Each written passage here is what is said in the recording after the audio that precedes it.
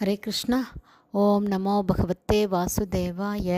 ஹரே கிருஷ்ணா. மகாபாரதம் ஆதி பருவம் பார்த்துட்ருக்கோம்.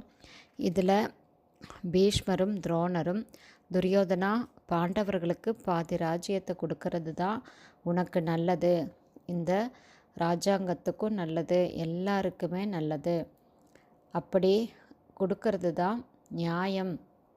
ஏன்னா அவங்களுக்கும் இந்த ராஜ்யத்தில் சம உரிமை இருக்குது. அதை மீறி நீ யுத்தத்தில் அவங்கள ஜெயிக்கலாம் அப்படின்னு நினச்சா அது நடக்காத காரியங்கிறத புரிஞ்சுக்கோ அப்படின்னு சொல்லும்போது கர்ணனுக்கு கோபம் வருது.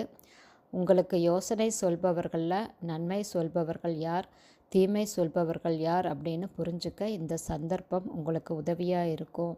இவங்க சொல்கிறத நீங்கள் கேட்கக்கூடாதுன்னு சொல்கிறாரு.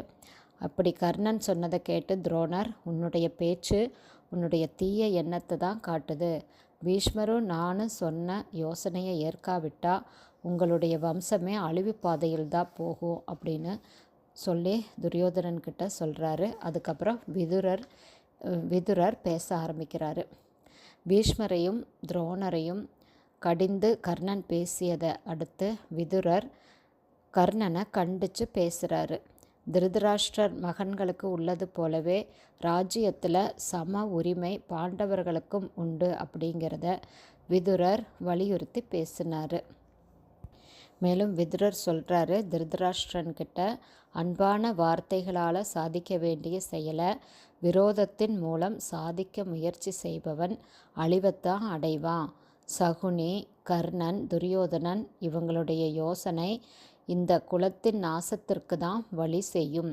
அவங்க யாருமே அனுபவம் உள்ளவர்கள் இல்லை, அனுபவம் இல்லாதவர்கள், விவேகம் இல்லாதவர்கள்.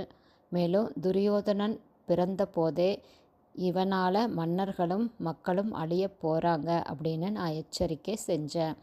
கௌரவர்களில் உத்தமரான பீஷ்மரும் அறிவில் சிறந்த துரோணரும் சொன்ன யோசனையின்படி பாண்டவர்களுக்கு பாதி ராஜ்யத்தை சந்தோஷமாக நீங்கள் பிரித்து கொடுப்பது தான் தர்மம்.